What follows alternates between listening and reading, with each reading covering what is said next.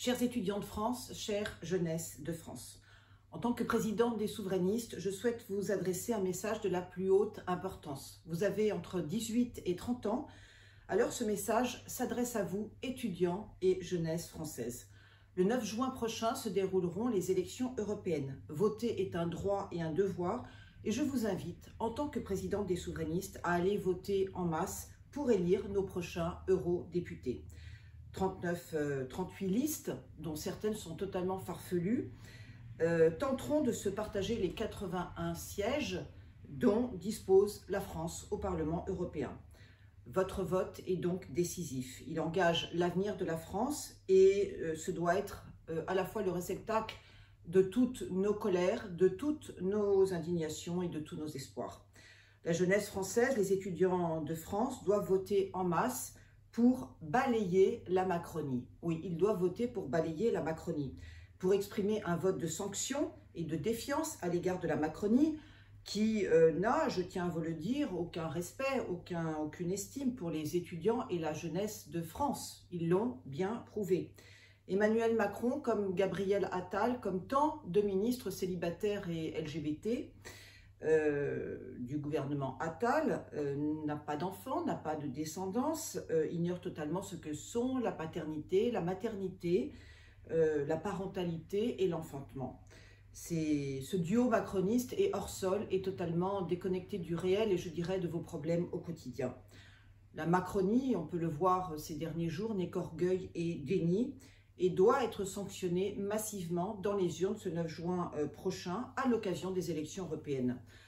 Pas un seul bulletin de vote pour Madame Hayé et ses colistiers gauchistes, tous plus, je dirais, cyniques et incompétents les uns que les autres. Pas un seul macroniste ne doit intégrer le Parlement européen le 9 juin prochain, je vous en conjure. Pour rappel, la Macronie, que défend-elle la Macronie? Eh bien, elle défend une Europe fédéraliste élargie à 36 pays, ce qui ferait une Union européenne totalement ingouvernable. Elle défend un impôt européen, elle défend une dette européenne, elle défend un emprunt européen et une armée européenne multilingue dirigée par Bruxelles. Elle défend la mutualisation de notre dissuasion nucléaire, elle défend une Europe de la guerre, une Europe de la submersion migratoire et une Europe du libre-échange.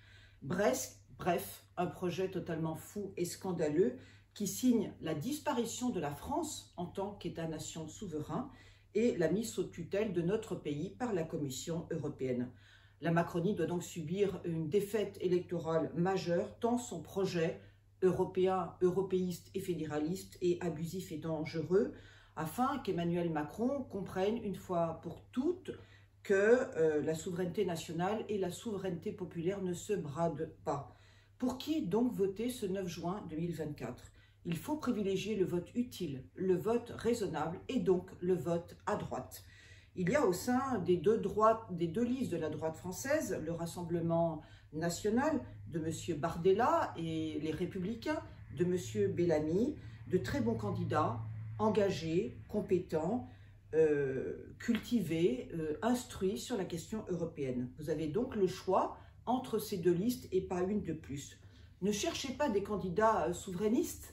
En tant que présidente des souverainistes, je peux vous dire, il n'y a pas de candidats souverainistes dans ces élections européennes. Ceux qui se targuent d'être souverainistes ne le sont pas. Ces candidats qui se disent souverainistes sont soit LGBT, soit francs-maçons, soit europhobes. Ils ne sont donc pas souverainistes, car nous, les souverainistes, nous sommes profondément attachés à l'Union européenne des 27 et à l'euro, notre monnaie unique. Je n'ai donné, en tant que présidente des souverainistes, mon investiture souverainiste à aucun candidat et à aucune liste. Ma voix est donc libre, indépendante et souveraine. En ce qui concerne l'extrême droite de M. Zemmour, elle doit être, elle aussi, résolument boycottée.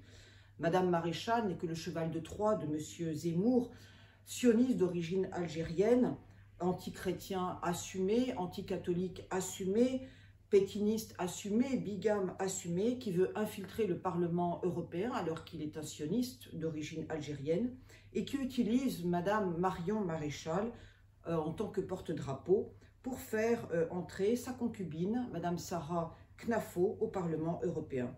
En guise de cadeau de maternité, Madame Sarah Knafo, l'arriviste, a demandé à M. Zemmour, son concubin, un mandat européen assorti d'une indemnité conséquente. Il faut donc résolument la boycotter parce que la politique est d'abord une vocation et non un opportunisme.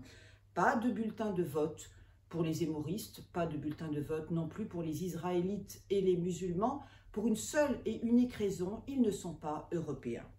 La gauche doit être aussi boycottée dans toutes ses composantes, de Mélenchon à Glucksmann le sioniste, de LFI au Parti socialiste, car, je souhaite le redire, le gauchisme est une maladie mentale. Oui, le gauchisme est une maladie mentale et ceux qui se revendiquent du gauchisme sont des malades mentaux. Chacun remarquera que les vieux partis politiques de gauche, pour se refaire une douce virginité, vu la laideur de leur passé politique, ont choisi des candidats jeunes, beaux, dynamiques, orateurs hors pair. Mais, chers étudiants de France, chère jeunesse française, ne vous laissez pas séduire par ce superbe casting. La jeunesse est avant tout un état d'esprit et une grandeur d'âme. Tous les candidats gauchistes qui se présentent aux élections européennes du 9 juin sont, je dirais, des utopistes patentés, dangereux et fanatiques. Les gauchistes, ce sont ceux qui défendent une Europe de la guerre avec la Russie et non une Europe de la paix et des coopérations chères aux souverainistes. Les gauchistes, ce sont ceux qui prônent le pacte vert, le Green Deal et le 100% renouvelable, ce qui est parfaitement irréaliste sur un plan économique.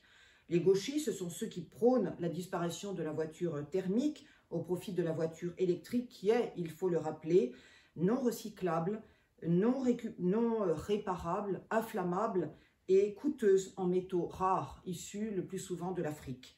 Les gauchistes sont ceux qui prônent la disparition du nucléaire, du pétrole et du gaz, qui sont pourtant à l'origine de notre électricité, de notre chauffage, de notre confort et de notre industrie. Les gauchistes, ce sont ceux qui prônent l'idéologie mensongère de l'industrie décarbonée et de la start-up nation. Les gauchistes, ce sont ceux qui combattent l'agriculture française au nom de leur écologisme normatif et punitif. Les gauchistes sont ceux qui insultent les entreprises du CAC 40 alors que celles-ci portent à bout de bras une économie tricolore exsangue. Les gauchistes, ce sont ceux qui détestent la culture française, qui défendent le wokisme et l'art dégénéré. Je veux parler bien sûr du rap et du slam, qui sont contraires à la culture française et qui aiment balancer de la peinture sur nos tableaux les plus célèbres. Les gauchistes, ce sont ceux qui encouragent la dénatalité et la décroissance au nom du réchauffement climatique qui est, là encore, une idéologie parfaitement mensongère. Les gauchistes, ce sont ceux qui défendent le lobby éolien qui n'existe que grâce aux subventions massives de l'État macronien. Les gauchistes, ce sont ceux qui défendent le lobby LGBT, la transidentité des enfants et les bloqueurs de puberté. Les gauchistes, ce sont ceux qui prônent le véganisme, les céréales aux insectes et la viande synthétique pour mieux nous affaiblir et réduire notre longévité. Les gauchistes, ce sont ceux qui défendent la survaccinologie des bébés, qui est à l'origine malheureusement de l'explosion des autismes et des cancers infantiles. Les gauchistes, ce sont ceux qui défendent l'écriture inclusive et la grossièreté verbale. Nous l'avons vu récemment au Parlement français. Les gauchistes, ce sont ceux qui ont érigé le lait artistique et architectural dans des proportions gigantesques, que ce soit en France et dans le monde entier. Les gauchistes, ce sont ceux qui défendent stupidement depuis 75 ans un État binational en Israël, comme en France d'ailleurs, oui, ils prônent un État binational, c'est-à-dire un État judéo-islamique instable, ingouvernable et en guerre permanente. Les gauchistes, ce sont ceux qui encouragent les minorités LGBT et palestiniennes à déstabiliser nos établissements scolaires et nos écoles les plus prestigieuses. Les gauchistes sont ceux qui encouragent l'avortement et l'euthanasie pour éliminer les plus fragiles, les personnes âgées, les handicapés, les cancéreux, car pour les gauchistes, les inutiles représentent un coût. Les gauchistes sont sans foi ni loi ni moralité et ignorent que la vie, de sa conception à sa fin ultime, est sacrée. Les gauchistes sont ceux qui restent silencieux face à l'emprisonnement abusif de Kanak, enfermés à 3 dans des cellules de 9 mètres carrés à Nouméa, alors que la plupart sont des prisonniers politiques. Les gauchistes sont ceux qui s'acharnent sur les écoles catholiques en militant pour la suppression du catéchisme et pour la suppression de la messe hebdomadaire, qui sont au cœur de toute éducation chrétienne. Les gauchistes, ce sont ceux qui plébiscitent la submersion migratoire arabo-africaine, car ils souhaitent en fait une France africanisée, une France arabisée, une France islamisée et la disparition du peuple historique français, c'est-à-dire le peuple blanc et chrétien présent en France depuis 2600 ans, depuis la création de Marseille, ma très chère ville natale que je salue. Les gauchistes, ce sont des irresponsables, ce sont des idéologues et ce sont des utopistes et ils doivent être sanctionnés massivement dans les urnes aux élections européennes ce 9 juin prochain. Je tiens cependant à préciser que s'il existait en France des sociaux-démocrates sur le mode danois, je ne serais pas aussi dur à l'égard de la gauche française qui a depuis longtemps trahi son électorat historique et son électorat populaire. Si aucun macroniste ne rentre au Parlement européen, et cela doit être notre seul et unique objectif, alors Emmanuel Macron aura perdu les élections européennes du 9 juin et il devra en tirer des conséquences politiques massives. Moi, à titre personnel, je ne plaide pas pour une dissolution de l'Assemblée nationale si Emmanuel Macron perd les élections européennes le 9 juin. Non, je plaide simplement pour un changement de Premier ministre, pour un changement de gouvernement et pour un changement de politique. Il me semble que c'est beaucoup plus simple et moins radical. Car si Emmanuel Macron ne change pas de Premier ministre et de politique, alors il subira dans quelques mois l'humiliation déshonorante d'une probable destitution, car les Français en ont assez de vivre dans une France sans frontières, dans une France sans sécurité, dans une France sans identité et dans une France majoritairement métissée. Seuls les souverainistes sous mon autorité souveraine peuvent sauver la France et permettre au président de la République de terminer son mandat présidentiel sans conflit, et cela, il le sait. La Macronie, qui gouverne la France depuis 7 ans, rappelons-le, est à l'origine de notre déclin et de notre décadence, est à l'origine de notre paupérisation et des faillites qui touchent tant d'entreprises, est à l'origine de l'inflation spéculative et de l'explosion des prix, est à l'origine de notre dette publique et de notre déficit commercial abyssal, est à l'origine du chômage et de l'assistanat massif, est à l'origine de la désinstruction nationale, est à l'origine de la sexualisation des mineurs via la télévision et les réseaux sociaux, est à l'origine de la dénatalité française, est à l'origine de l'explosion des crimes, des délits, des narcotrafics et de notre insécurité collective, est à l'origine de la déstabilisation par des minorités LGBT ou palestiniennes de nos établissements scolaires et de nos écoles prestigieuses, est à l'origine de l'invasion migratoire arabo-africaine qui atteint des records en 2024. 10% de ceux qui vivent en France en 2024 ne sont ni français, ni européens, ni intégrables, ni assimilables. En Île-de-France et dans les Bouches-du-Rhône, que je connais bien, 900 000 OQTF et clandestins non-européens vivent soit dans la rue, soit dans le métro, soit dans des squats, soit dans des hôtels miteux. En Île-de-France et dans les Bouches-du-Rhône se maintiennent, avec la complicité de l'État macronien, 500 zones de non-droit sous occupation musulmane.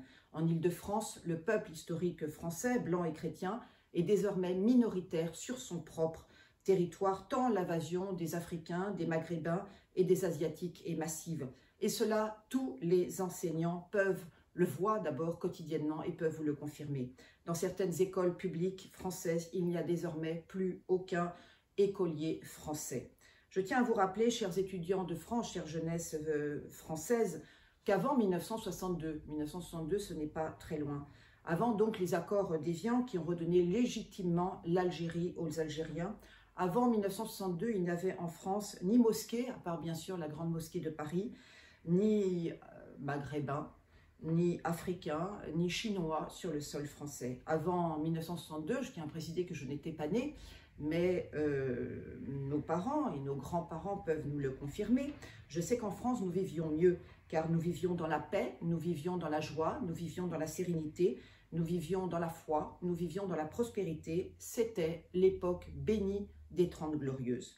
En 60 ans, notre pays s'est vu envahir avec la complicité des gouvernements successifs et de l'État profond de 7 millions d'extra-européens, anti-français, anti-chrétiens, anti-catholiques, dont nombreux vivent aujourd'hui en 2024 dans un séparatisme éhonté. Séparatisme linguistique, séparatisme vestimentaire, séparatisme géographique, séparatisme culturel, séparatisme alimentaire et séparatisme religieux.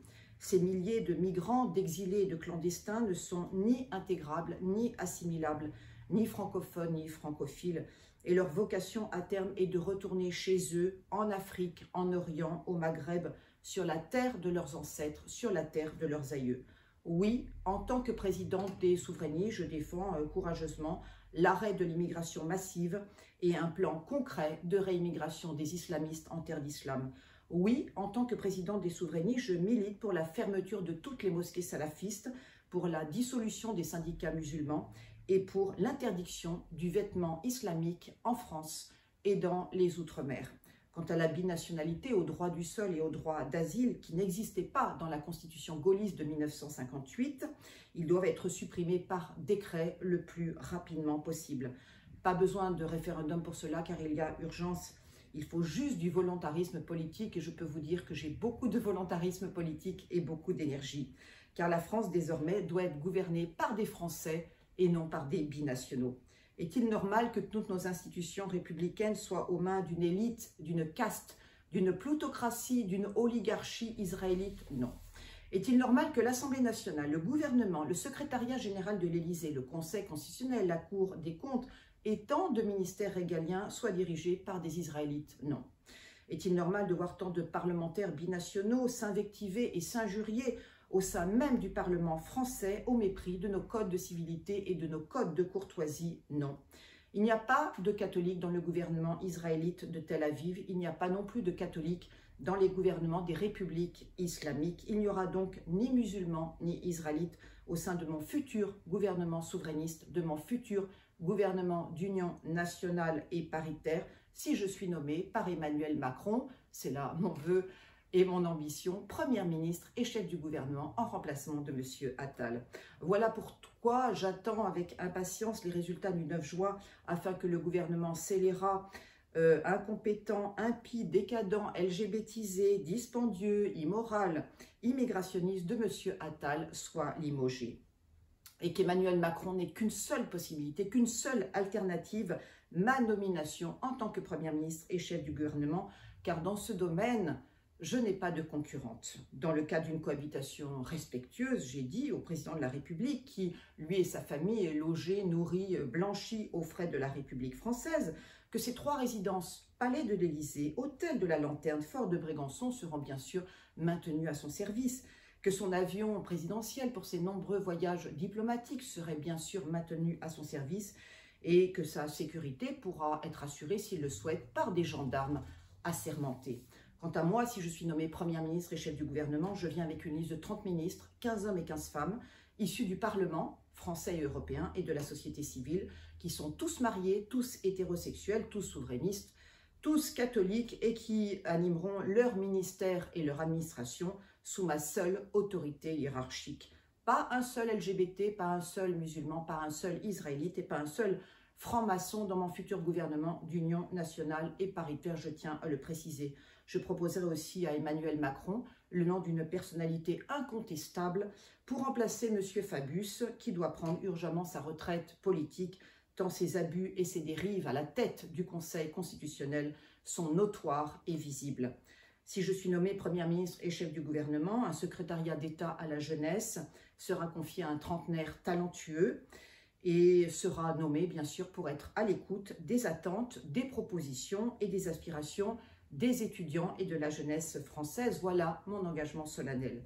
Le président de la République restera bien sûr garant de toutes nos institutions républicaines comme l'exige la Constitution et continuera de porter la voix de la France à l'international. Mais le chéquier de l'Élysée restera à Matignon pour mettre fin au quoi qu'il en coûte et à la gabegie macroniste. Aucune dépense, ni aide militaire, ni aide financière, ni aide au développement, ni subvention publique ne pourra être actée ou signée par le palais de l'Élysée. Fini les dépenses ostentatoires et inconsidérées du palais présidentiel. Matignon et Bercy, main dans la main, mettront fin à la gabegie des comptes publics, au scandale de la dette publique, à l'impôt confiscatoire et aux taxes éhontées qui accablent les Français et les entrepreneurs. Matignon et Bercy, main dans la main, mettront fin à l'aide financière et militaire à l'Ukraine, le pays le plus corrompu et le plus dépravé de tout le continent européen et dont le dirigeant, M. Zelensky, n'est plus ni président ni chef d'État de l'Ukraine, puisque son quinquennat s'est terminé le 20 mai 2024. Quel journaliste, quel média mainstream en parle? Personne. La CPI, la Cour pénale internationale, doit urgemment l'exfiltrer et le renvoyer à Tel Aviv, puisque M. Zelensky n'est pas ukrainien mais israélite. Il occupe illégalement un mandat présidentiel qui a pris fin le 20 mai 2024. J'aspire, quant à moi, en tant que présidente des souverainistes, à ce que les accords de Minsk et que le traité de paix soient signés au plus vite par les deux belligérants pour mettre fin à cette guerre territoriale entre l'Ukraine et la Russie qui a fait 100 000 morts. La voix de la France doit être la voix de la paix et non la voix de la co-belligérance. L'escalade guerrière et belliqueuse à laquelle veut nous entraîner de manière totalement irresponsable la Macronie et le président de la République sur les conseils abusifs de ses courtisans doit être urgemment stoppée. Chers étudiants de France, chère jeunesse de France, j'espère vous avoir convaincu d'aller voter massivement le 9 juin 2024. J'espère que vous voterez massivement à droite, LR ou RN à votre convenance. J'espère aussi que mon message vous aura donné une juste idée des valeurs et des convictions du parti politique des souverainistes que j'ai la joie et l'honneur de présider. J'espère aussi que mon message vous aura donné envie de vous affirmer résolument souverainiste. Car je crois plus que jamais au destin national et à l'avenir de mon jeune parti, les souverainistes. La gauche a gouverné, la droite a gouverné, la Macronie a gouverné, mais les souverainistes, eux, n'ont jamais gouverné. Le moment est peut-être venu de montrer aux Français et aux Françaises notre expertise gouvernementale et l'urgente nécessité d'une alternance politique. Même si notre invisibilité médiatique est savamment orchestrée par les médias mainstream, qui sont pour la plupart sous gouvernance israélite, nous sommes fiers. Oui, nous sommes très fiers, nous les souverainistes, d'avoir gagné la bataille sémantique contre les fédéralistes et les mondialistes qui nous gouvernent depuis 7 ans. Car jamais on n'a autant parlé dans les médias et sur la scène politique de souverainisme et de souveraineté en France depuis la création de notre jeune parti politique le 11 décembre 2020. Notre victoire sémantique, à nous les souverainistes, est donc incontestable. Tous les partis politiques de gauche, du centre et de la droite citent aujourd'hui les beaux mots de souveraineté, de souverainisme et de protectionnisme européen, alors que ces trois mots ont été bannis pendant des décennies du vocabulaire tant politique que médiatique. Je me réjouis à cet effet qu'un grand souverainiste, Viktor Orban, le président de la Hongrie, préside le 1er juillet prochain l'Union européenne des 27. Il n'y a pas de hasard et j'espère que Viktor Orban défendra l'Europe chrétienne des nations souveraines. Pour conclure, je souhaite remercier du fond du cœur l'Amicale des jeunes souverainistes, l'AJS, qui m'a incité à m'adresser à vous aujourd'hui, étudiants et jeunesse de France. Les jeunes sympathisants souverainistes ont entre 18 et 30 ans et leurs avis comme leur estime sont extrêmement précieux. Merci à eux et merci à elles pour leur soutien, pour leur fidélité et pour leur confiance indéfectible en notre avenir. Je vous souhaite à vous toutes et à vous tous, chers étudiants de France, chère jeunesse de France, une belle journée, une très grande réussite dans vos études, dans vos examens, dans vos concours et dans tous vos projets.